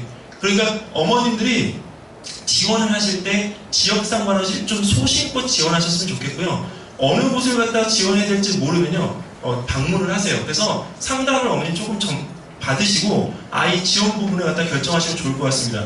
작년에 이제 고대가 7,000명 지원을 한 결과물이 올해 홈사이트가 바뀌었어요, 어머니. 아시나요? 홈페이지? 아주 좋게 바뀌었습니다. 근데 더 좋아진 건요, 애들이 어머님 그 산출물을 갖다 작성을 할 때 종이로 페이퍼로 작성을 안 하고요, 그 홈페이지 내에서 기록물로 남겨서 교수진에게 검토를 받도록 되어 있습니다. 그러니까 훨씬 더 나아진 시스템으로 바뀌었어요, 확실히. 근데 그 고려대 같은 경우는 갈 때 교대도 그렇지만 산출물에 대한 비중이 전년도보다 높아졌다라고 하는 것만 염두에 두시고 준비하시면 됩니다. 그러니까 가서가 문제죠, 가서가. 합격 해소가 문제예요. 산출물에 대한 부분들을 누구랑 팀을 할 건가 아니라 어떻게 준비해서 어떻게 발표 수업을 진행할 건가가 관건이기 때문에 그 이후의 과정을 어머님들 준비를 해주시면 좋을 것 같고요. 그다음 인문사회 같은 경우에는 저희가 이제 그 신민경 선생님이 저희 쪽 리틀에서 논술 수업을 진행해주고 계시는데, 원래 신민경 선생님은 여기 저희 쪽이 아니라 정상화고 쪽에서 청신국제중학교 준비를 했던 선생님이세요. 그래서 선생님이 그 인문사회 부분에 대한 것들을 따로 이렇게 준비를 해서 저랑 같이 수업을 오늘 진행을 할 겁니다. 왜냐면 작년에는 첫 해였기 때문에 어쨌든 간에 그 부분이 미진했지만 실제적으로 국어 선생님이 들어와서 국어 선생님이 보는 시각으로 아이들을 지도해주게 되면 훨씬 더 강력한 프로그램이 될 수가 있습니다. 자, 그리고 서울교대 영재교육원 지필보다 대비특강은 아까 말씀드렸던 것처럼 영재성 검사하고 그 다음에 그 창의성 검사가 같이 진행이 되는데, 타 학원하고 뭐가 다르냐 이렇게 물어보시면 딱 한 가지가 달라요, 언니. 전년도에 썼던 문제를 갖다가 기반으로 해서 쓰지만 어쨌든 문제에 대한 부분들은 개선해서 또 저희가 새롭게 만든 문제가 학생들에게 들어갑니다. 그러니까 결국 그 문제가 계속 몇 년 차 반복되어지지는 않습니다, 절대. 자, 그리고 이제 연대, 서울대학교는 지필고사 대비특강이 따로 있고요. 지금 현재 그 고등 수업을 하시는 박광수 선생님이 그 연대에 수학을 담당을 해주시고 서울대 수학을 저랑 같이 들어갈 거예요. 그러니까 선생님들 배열을 갖다 할 때 정말 신중하게 어머니 선생님들 배열을 했습니다. 자, 그리고 대학부설 영재원에서 면접이 또 중요하죠. 왜냐면 교육청 면접하고 좀 달라요. 교육청 면접은 한 3-4명이 떨어지지만 얘네는 1.5배에서 0.5배수가 떨어지기 때문에 많은 인원이 떨어집니다. 그래서 아이들 그 인적성 검사하고 그다음에 신축 면접에 대한 대비를 준비해서 이제 그 이걸 진행하는데, 어머님께 참고적으로 미리 말씀을 드리면 1:1 첨삭이 좋은 경우는 있습니다. 면접을 잘 못 보는 아이들. 근데 대부분 면접을 좀 잘하는 아이들은요, 여기는 이 부분에서 본인들이 이야기한 것과 친구들이 이야기한 걸 비교해서 거기 있는 부분이 자기 걸로 순화시킬 수 있어야 돼요. 그게 제일 면접 수업의 강점이에요. 자, 그리고 여기에서 그 이제 수강 신청 만드는 어머님들 그 가지고 계시는 종이에 이면에 적으셔서 오늘 설명에 오신 분들은 오늘 받을 거예요. 그러니까 오늘 설명에 참석 안 하신 분들은 안 받을 겁니다. 그래서 어머님들께서 체크를 이렇게 하셔가지고 네, 저희 이따가 1시에 점심 식사를 하시고 1시에 저희 학원 쪽으로 어머님 가서 접수를 해주시면 일단 이번 주부터 진행되는 수업에서 아이들 네, 전체적으로 세팅시키고 네, 수업을 진행하도록 하겠습니다. 그래서 어머님들 이 다 적으셔서 저희 학원에 상담실 쪽으로 주시면 감사하겠습니다. 자, 어머님 여기 지금 저희 오랜 시간을 진행을 했는데 매번 진행을 하지만 네, 상황은 똑같은 것 같아요. 매년 같은 게임을 하고 있잖아요. 근데 어머님들께 그 말씀을 드리면 저도 이제 수업을 아이들을 몇 년 이렇게 지도하다 보니까 공통점이 있더라고요. 뭐냐면 아이들 그 상황에서 가장 여유로운 아이가요, 어머님 합격률이 높아요. 저희가 이번에 지금 사실은 거는 기대가 있어요. 어떤 기대를 걸고 있냐면 서울교대 3학년을 지금 이제 뽑잖아요. 작년에도 20명 정도 뽑았는데 되기는 10명 미만으로 됐죠. 근데 올해 그 10명 미만의 3학년들을 저희 학원에서 다 내고 싶어요. 왜냐면 서울교대 이번에 그 과학 창의사그룹 대회에서 30명 입상자 중에요. 금상 2에, 은상 4세, 동상까지 전부 다 포함해서 40%를 저희가 독점했어요, 언니. 네, 그러면 어쨌든 간에 아이들이 이번에 거는 기대에서 좋지 않을까요? 네, 그리고 또 하나는 거기서 저희가 그 낙관하는 건 서울교대에서 본 수학 성적과 서울교대에서 본 과학 성적이 전혀 쓸모가 없지 않을 거라는 거죠. 네, 그러니까 이번에 3학년에서 저희가 거는 기대가 굉장히 유별나게 큽니다. 그러니까 어머님들께서도 준비를 하실 때 지금 여기 1학년, 2학년 어머님들 많이 계시거든요. 가능하면 2학년 때부터 어머님 조금씩 점진적으로 준비를 하셨으면 좋겠습니다. 그리고 어머님 자녀분에 대한 그 퀄리티를 절대 어머님 낮게 보지 않으셨으면 좋겠습니다. 가끔 가다 보면 어머님들이 영재원 보내실 때 내 아이가 진도가 많이 나가서 분명히 영재원에 가야 된다는 어머님과 그 다음에 진도가 안 나가서 영재원에 못 간다는 어머님 두 부류를 꼭 나뉩니다. 근데 영재원은 어머님 꼭 중상 정도의 딱 상 밑에 있는 그룹이 제일 많이 갑니다. 그러니까 어머님들 자녀분들의 그 학습도 너무 빨라서 안 되는 경우들도 있어요. 근데 그거를 아이가 못해서 어머님 못한 걸로 덮어두지 마시라는 얘기입니다. 그러면 진짜 그 아이 못해요. 영재를 못 간다고요. 그러니까 어머님들이 하실 때 아이의 학습 진도하고 학교 성향, 그다음에 아이 성향하고 매칭을 시키시려면 어쨌든 영재원 전문가라는 사람들 여기 있잖아요. 그러니까 상담을 충분히 받으신 다음에 학교 결정을 하셔도 늦지 않습니다. 그리고 어머님들이 이번에 영재원 그 준비하실 때 아마 지금 5, 6학년 어머님들은 이제 좀 마음이 놓이실 텐데 왜 상을 안 타도요 영재원 또는 과학 산출물에 대한 요약서나 보고서가 페이지가 꼭 있어야 됩니다. 그러니까 어머님들 그게 이제는 내지 않아도 되지 않습니까? 라고 하는데 이제는 낼 필요가 없죠. 왜? 생기부에 다 적히니까. 네, 그러니까 생기부가 다 들어가게 되면 이 아이가 뭐를 했는지 생기부에 적도록 하는 게 이제 관건입니다. 그래서 생기부 2에 이 아이가 탐구 보고서를 했으면 가능하면 그것까지 적어서 생기부를 제출할 수 있으면 금상첨화입니다. 네, 그러니까 어머님들에게 방법을 알려드리는 건 다른 어머님들보다도 좀 미리 움직이실 수 있는 어머님들이기 때문에 알려드리는 거니까 9월달에 결과 나오면요 어쨌든 그걸 생기부에 좀 선생님께 기재를 부탁하시고 그 결과물에 대한 이 부분들을 자소서에 어필을 하셔서 아이한테 좀 도움이 될 수 있는 자료들을 좀 준비를 하셨으면 좋겠습니다. 네, 그럼 어머니 설명을 오늘 여기서 마무리 짓고요. 다음번 또 학원에서 뵙도록 하겠습니다. 감사합니다.